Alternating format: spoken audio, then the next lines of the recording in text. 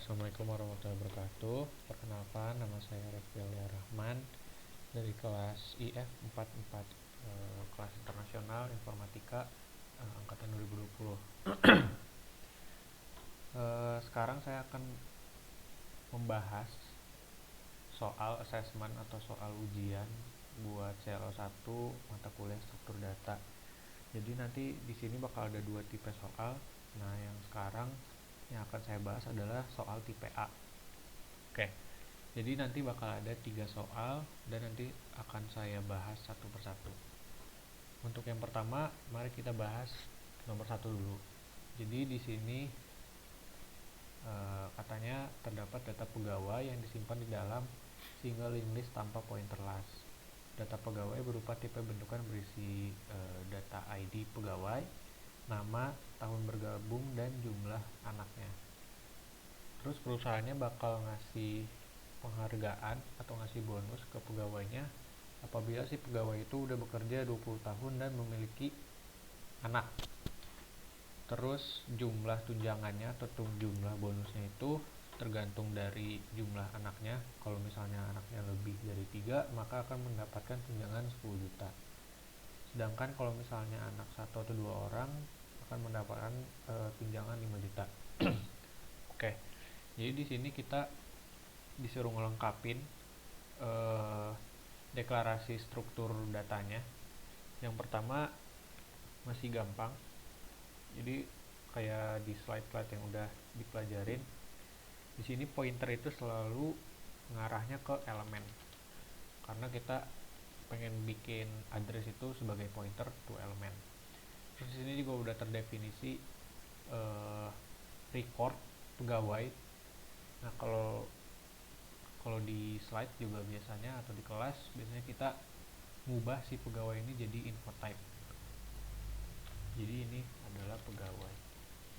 Terus yang terakhir di sini elemen. Nah, di sini elemen itu ada 2. Jadi yang pertama tuh ada info sama next. Karena ini single English jadi kita cuma punya next. Nah, di sini kita pakai info type. Info itu info type. Jadi karena kita udah ganti kan pegawainya itu jadi info type. Makanya di sini berubah jadi info type. Terus di sini next. Nah, next ini adalah address. Jadi nanti si next ini yang bakal jadi address buat nunjuk elemen selanjutnya. Di sini tipe datanya adalah address. Oke. Udah, terus yang terakhir di sini ada type list. Kalau list ini kan karena ini single linked list tanpa pointer last, maka kita cuma punya satu atributnya di sini. Atributnya itu first. Firstnya di sini juga bertipe data address karena nanti si first ini yang bakal nunjuk ke elemen pertama. Nah, terus lanjut ke prosedurnya. Di sini kita disuruh bikin prosedur create pegawai. Terus di sini ada disuruh ngelengkapin parameternya. Di sini nanti keluarannya itu bisa kita lihat di FS-nya ini. Alamat data pegawai baru tersimpan di variabel new p. Oke. Di sini udah ada clue-nya ya, alamat. Terus juga udah di bold sama di garis bawahin. Jadi udah jelas di sini parameternya itu adalah alamat atau yang udah kita bikin itu namanya address. Address. Nah, nanti di sini si prosedurnya tuh bakal ngubah nilai si new p-nya. Oke. Di sini kamus datanya ada new p atau address nanti yang bakal kita outputin kan. Terus algoritmanya juga masih sama kayak yang di slide. Pertama kita allocate dulu si new p-nya supaya ada space gitu buat naro data di memorinya. Terus habis itu kita isi infonya. Di sini kan infonya tuh info type ya. Infonya dengan new data. Nah, new datanya itu dari mana? New datanya itu dari parameter yang ada di prosedur ini. Nah, terus karena kita cuma ngebuat elemen, kita juga assign next dari si elemennya itu dengan null. Jadi karena ini masih buat elemen, kita ya udah buat nextnya itu dengan 0 gitu. Jadi belum belum ngarah kemana-mana. Itu. Ini buat create pegawai. Oke. Lanjut buat prosedur kedua. Di sini ada add new pegawai. Nah, di sini terdefinisi sebuah list pegawai yang bisa kosong dan data dari pegawai baru berbentuk tipe bentukan atau berbentuk info type. Ini udah ada ya. Yang akan dimasukkan ke dalam list. Terus FS-nya data pegawai baru disimpan dalam bentuk elemen lalu dimasukkan ke dalam list pada posisi paling akhir. Oke. Jadi di sini parameternya ada list dengan input output sama inputnya itu ada data pegawainya. Nah, karena inputnya itu masih berbentuk tipe data, masih berbentuk tipe bentukan maksudnya, info type kan, makanya kita harus bikin elemen baru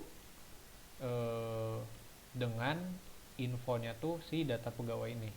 Kalau misalnya kita udah bikin elemen baru kita bisa masukin si elemen tersebut ke dalam listnya. Nah, di sini kamus datanya yang pertama kan udah ada terdefinisi ini ya, create pegawai, prosedur. Sama ini nanti P sama Q ini yang mempunyai tipe data address, itu nanti bakal kita pakai buat nyimpen elemen barunya sama buat ngeiterasi sama nanti buat ngeiterasi si listnya. Oke, jadi di algoritmanya di sini kita assign dulu P-nya, P yang udah kita deklarasiin di kamus data dengan create pegawai. Nih. Karena awalnya kan di sini create pegawai itu kan nge-outputin kan. Ini harusnya tambah sih. Harusnya gini sih. Nih. Jadi ini create pegawai, terus data pegawainya apa sama placeholdernya gitu. Jadi ya variabel yang nampung si elemen buat data pegawai ini. Karena kita udah ngebuat kan di sini. Ini create pegawai. Nah, nanti si P-nya kan udah berubah jadi elemen. Nah, habis itu kalau misalnya udah kita cek ya. Karena di sini katanya tuh list pegawai bisa kosong. Oke, karena list pegawainya bisa kosong, jadi kita bikin satu tambahan kondisi. Ya, kondisinya kalau misalnya si listnya itu kosong. Nah, kondisinya itu gimana? Kita pakai ini aja, ngeceknya pakai if first dari si listnya sama dengan 0. Kalau misalnya si listnya itu masih kosong atau si first lpeg-nya itu masih 0, ya udah kita tinggal assign aja si first lpeg-nya ini dengan p yang udah kita buat. Nah, kalau misalnya enggak, kita harus bikin sebuah iterator. Nah, di sini iteratornya itu pakai Q yang udah kita deklarasiin juga. Awalnya itu kita assign dari first. Nah, terus kita bikin kita bikin loop di mana si Q-nya ini bakal berhenti di elemen terakhir, yaitu dengan kondisinya itu next Q tidak sama dengan 0. Nah, dengan kondisi ini nanti si Q-nya itu bakal berhenti di elemen terakhir. Jadi selama si Q-nya itu belum di elemen terakhir, kita geser terus Q-nya ke kanan dengan cara Q sama dengan next Q.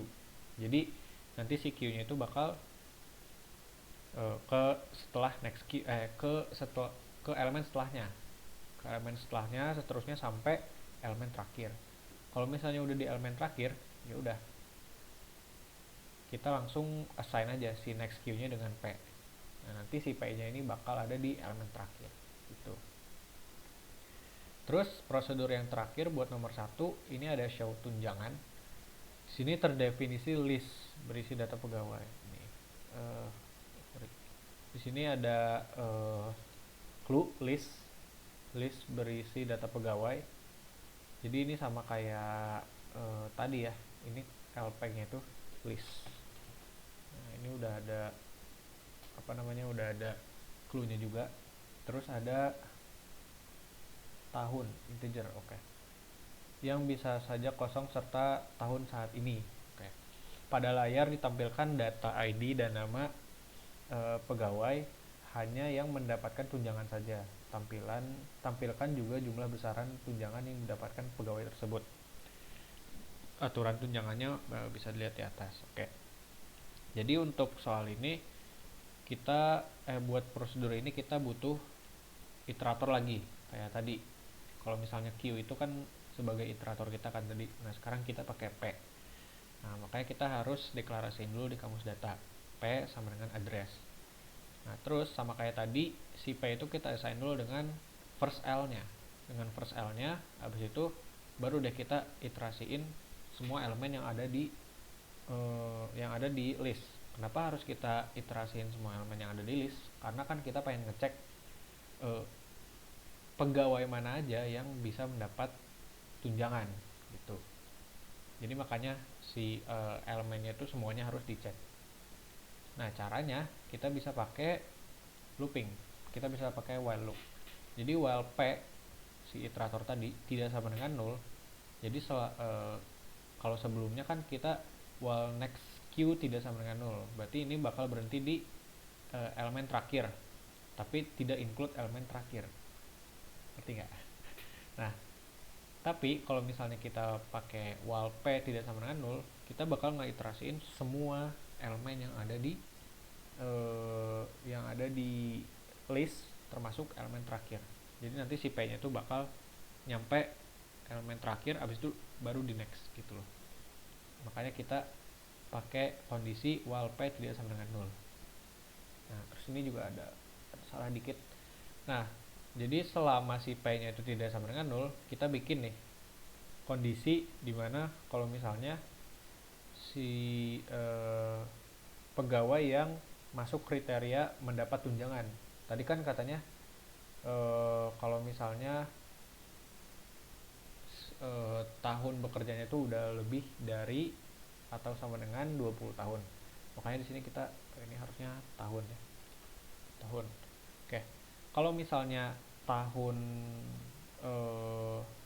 sekarang dikurangi dengan tahun masuk si pegawai tersebut itu lebih dari sama dengan 20 dan jumlah anaknya itu lebih dari 0, jadi maksudnya udah punya anak gitu, maka kita outputin ID pegawai, terus kita outputin namanya, dan kita bikin lagi nih di sini ada kondisi lagi.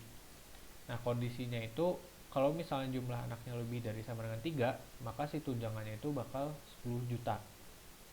Sementara kalau misalnya selain itu berarti kurang dari 3, tunjangannya itu cuma 5 juta gitu. Nah, kalau misalnya selesai, kita lanjut ke elemen selanjutnya gitu. Jadi nanti di setiap loop itu dia bakal ngecek ini, kalau misalnya memenuhi nge-outputin, habis itu bakal nge-outputin tunjangannya sesuai dengan jumlah anaknya gitu.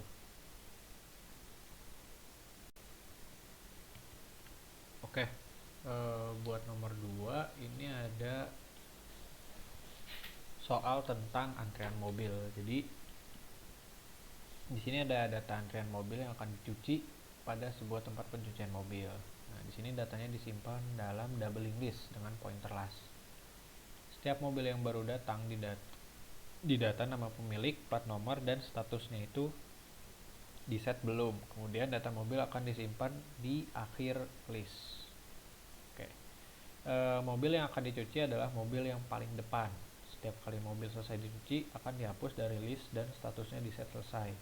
Tempat pencucian mobil dianggap selesai beroperasi jika seluruh mobil selesai dicuci. Oke. Jadi di sini sama kayak nomor 1 tadi, bakal ada deklarasi struktur datanya. Di sini juga masih sama.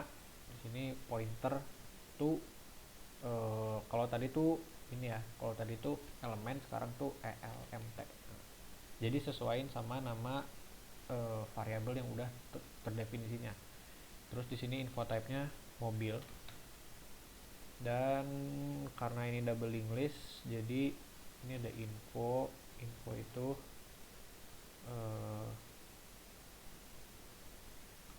info type. Terus karena ini doubling list, di sini ada next dan pref. Ada next dan pref yang tipe datanya itu adalah address atau ADR di sini. Terus karena di sini doubling list dengan pointer last, makanya di sini kita ada dua nih. Ini ada dua. Yang pertama itu ada first sama ada last. Sama last. Nah, ini dua-duanya itu tipe datanya ADR atau address. Oke. Sini kita udah deklarasiin struktur datanya. Terus kita langsung ke prosedurnya. Nah, buat yang tipe A ini ada prosedur cuci. Di sini initial state-nya terdefinisi sebuah list berisi mobil yang akan dicuci. List mobil mungkin kosong. Terus final state-nya itu menghapus mobil paling depan dan alamat data mobil tersebut disimpan dalam pointer carpe. Jika tidak ada, maka simpan null pada carpe. Nah, jadi di sini parameternya itu udah ada listnya sendiri, yaitu lm dengan in and out, in out. Terus juga ada carpe di sini dengan tipe data address atau ADR. Nah, di sini kita ya deklarasiin dulu di kamus datanya carpe ini itu address. Habis itu algoritmanya di sini kita disuruh ngehapus mobil yang akan dicuci. Jadi kita disuruh ngehapus mobil paling depan. Nah, kalau misalnya paling depan itu berarti kan first ya. Karena di sini ngomongnya paling depan ya, berarti first. Ya udah, di sini kita algoritmanya berarti mirip-mirip dengan delete first di doubling list. Dengan ya sama kayak di doubling list. Nah, di sini dikasih tahu juga list mobilnya itu mungkin kosong. Makanya kita di sini bakal ada tiga kondisi. Yang pertama itu kalau misalnya listnya kosong. Yang kedua itu kalau misalnya listnya cuma punya satu elemen. Terus yang ketiga kalau misalnya listnya punya dua atau lebih elemen. Nah, kalau misalnya listnya nggak punya elemen, tadi katanya tuh jika tidak ada maka simpan null pada carpe. Oke. Berarti kalau misalnya yang pertama nih, kalau misalnya nggak ada elemen, itu kita pakainya conditionnya itu kalau misalnya si first lm-nya itu sama dengan null, ya udah kita assign si carpe-nya itu dengan null. Nah, kan di sini disuruh ya simpan null pada carpe. Oke. Itu buat kondisi pertama. Terus kedua, kalau misalnya cuman ada satu elemen di dalam listnya, nah itu tuh bisa kita ketahuin dengan cara ini conditionnya. Kalau misalnya next dari si first lm-nya itu sama dengan null, berarti si first m-nya tidak null, tapi next dari first lm-nya itu null. Nah, kalau misalnya kayak gitu berarti kan cuma ada satu elemen ya di dalam listnya. Nah, kalau misalnya kondisinya kayak gitu, kita langsung assign aja si carpe-nya ini dengan first lm. Terus si first lm-nya itu kita assign dengan null. Terus yang terakhir kita ganti statusnya itu dengan selesai. Karena di sini kita dikasih tahu ya, akan dihapus list dan statusnya di set selesai. Maka dari itu kita harus set statusnya atau ubah statusnya yang awalnya belum jadi selesai. Terus kondisi terakhir, kalau misalnya si listnya itu punya dua elemen atau lebih, kita assign dulu si carpe-nya itu dengan first lm atau dengan elemen pertama. Habis itu elemen pertamanya kita assign dengan elemen setelah si carpe-nya gitu. Jadi kita geser si first lm-nya tuh ke elemen sebelahnya. Kalau misalnya udah kita geser si first lm-nya, kita langsung aja hapus pointer next dari si carpe-nya, yaitu kita assign dengan null. Habis itu pref dari first lm-nya kita juga assign dengan null. Jadi karena kita pakai doubling list, kita harus ngehapus pointer next sama pref dari elemen yang terkait gitu. Karena di sini kan kita ngehapusnya kan elemen pertama ya, atau dengan kata lain kita tuh delete first gitu kan. Makanya si first-nya itu harus dipindah dulu. Selesai dipindah, kita baru hapus pointer yang terkait gitu. Kalau misalnya udah selesai, kita ganti status dari carpe-nya itu dengan selesai gitu. Oke, buat prosedur selanjutnya itu di sini ada prosedur layani. Initial state-nya terdefinisi sebuah list berisi mobil yang akan dicuci. List mobilnya mungkin kosong. Terus FS-nya melayani setiap mobil satu persatu mulai dari mobil paling depan hingga mobil habis dengan memanggil prosedur cuci. Kemudian mengisi status mobil tersebut menjadi selesai.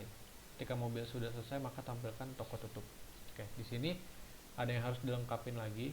Di sini itu LM sama kayak soal sebelumnya tadi, ini tuh masih list ya. List di sini kan list mobil. List mobil. Ya, di sini list mobil.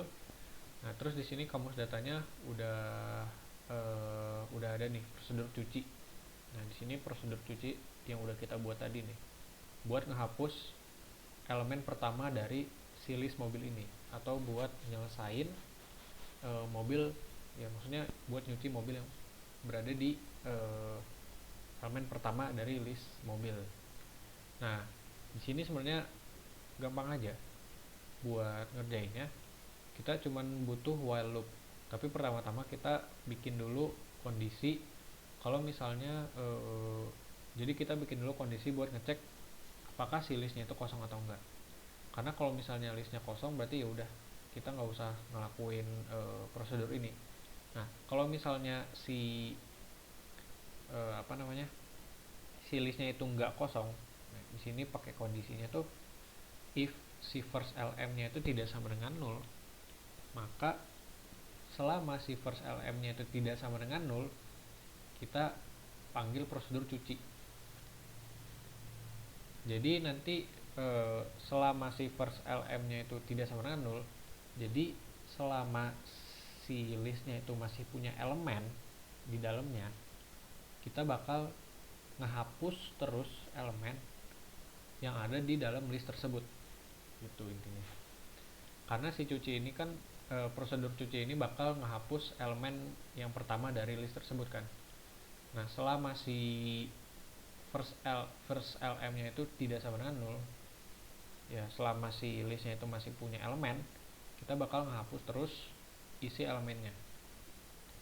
Nah, terus kalau misalnya udah selesai baru kita langsung outputin dengan toko tutup gitu. Oke, buat soal yang terakhir ini ada soal nomor 3. Jadi di sini ada komplek perumahan. Setiap rumahnya wajib berpartisipasi dalam kerja bakti setiap sebulan sekali. Nah, terus bakal ada tim kerja baktinya. Di sini ada tiga rumah, berarti ada ketua, bendahara, dan logistik. Nah, terus di sini data struktur datanya itu yang dipakai adalah circular single list tanpa pointer last. Nah, terus data rumah yang disimpan adalah nama kepala keluarga, nama rumah, dan jumlah histori rumah tersebut menjadi tim kerja bakti. Nah, cara penentuan timnya itu mulai dari depan, habis itu bendaharanya rumah sebelah dari ketuanya, terus logistiknya adalah rumah sebelah dari bendaharanya. Terus nanti bulan selanjutnya di rolling, jadi kayak digeser gitu. Nanti si ketuanya tuh yang awalnya bendaharanya bakal jadi ketua, yang awalnya logistik bakal jadi bendahara, dan seterusnya. Jadi bakal digeser ke kanan. Nah, terus jika ada penghuni rumah baru, maka data rumah akan dimasukkan di list setelah data rumah yang sedang menjadi ketua pada waktu tersebut. Nah, ilustrasinya kayak gini.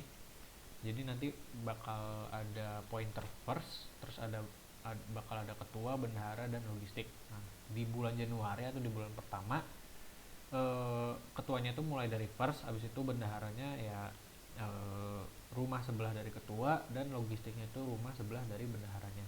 Terus bulan Februari ini bergeser semua ke kanan, jadi nanti ketuanya bakal jadi yang awalnya bendahara bakal jadi ketua, terus yang awalnya logistik bakal jadi bendahara, terus rumah sebelah yang sebelumnya logistik itu bakal jadi logistik gitu. Nah, pokoknya ini tinggal digeser aja sih, ntar ketuanya jadi ke kanan, bendaharanya ke kanan, logistiknya ke kanan. Sampai bulan Mei juga, terus bulan Juni, pokoknya ini kalau misalnya udah nyampe di akhir, nanti si logistiknya tuh bakal balik lagi ke awal nih, ke firstnya ini, karena ini circular lineage.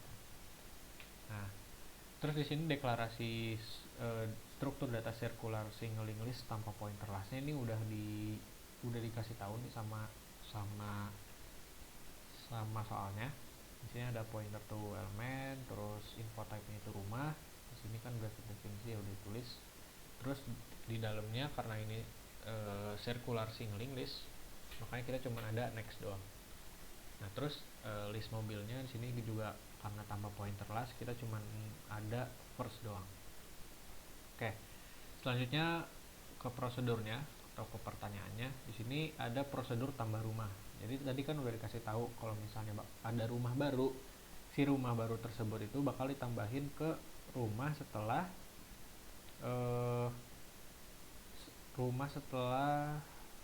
rumah ketua yang sekarang. Contohnya nih, sini kalau misal di bulan Januari, di sini kan ketuanya itu masih siapa yang namanya? Pak Eros nih kan. Nah, kalau misalnya ada pengunjung baru, bukan pengunjung sih, ada orang baru lah di pemukiman tersebut. Nah, nanti ditempatinya tuh di rumah sebelah Pak Eros, sebelah kanannya Pak Eros gitu. Kalau misalnya ada orang baru di Februari, berarti nanti orang barunya itu bakal ada di rumah sebelah Pak Bimo gitu. Intinya ditempatinya itu setelah rumah ketua yang sekarang. Nah, caranya di sini algoritmanya gampang aja. Tinggal kita assign aja si rumah yang tadi mau dimasukin, yang mau dimasukin ke pemukiman tersebut. Di sini kan udah terdefinisi nih di parameternya rumah P. Nah, si rumah P-nya itu bakal ada di next dari ketua P-nya. Di sini tinggal dimasukin aja gitu. Si rumah P-nya itu sama dengan next dari ketua P-nya. Terus next ketua P-nya diubah jadi rumah P gitu. Nah, ini gampang aja sih. Jadi yang awalnya ini misalnya Pak Bimo kan awalnya nextnya itu ke Pak Duta. Nah, kita masukin elemen baru. Jadi nanti si elemen barunya itu nunjuk ke next si ketua, berarti nunjuknya ke Pak Duta. Nanti nextnya Pak Bimo ini berubah ke elemen baru gitu. Jadi algoritmanya cuman kayak gini doang. Nah, terus yang terakhir ada prosedur next pick. Nah, di sini terdefinisi sebuah list berisi data rumah yang tadi. Terus ada pointer ketua, bendahara sama logistik, dan listnya itu tidak kosong. Terus fs-nya seluruh tim di-pick bergeser ke rumah selanjutnya. Jadi yang kayak di ilustrasi tadi, dan data histori pick setiap rumah bertambah 1. Nah, di sini gampang aja buat algoritmanya, kita cuman geser doang kan, berarti kita cuman assign si ketua, bendahara sama logistiknya itu dengan rumah sebelahnya atau dengan next-nya kan. Kita assign dengan next-nya, habis itu buat setiap ketua, bendahara dan logistiknya kita tambahin history pick-nya itu dengan 1 gitu. Oke. Sekian buat pembahasan assessment CLO1 tipe A. Assalamualaikum warahmatullahi wabarakatuh.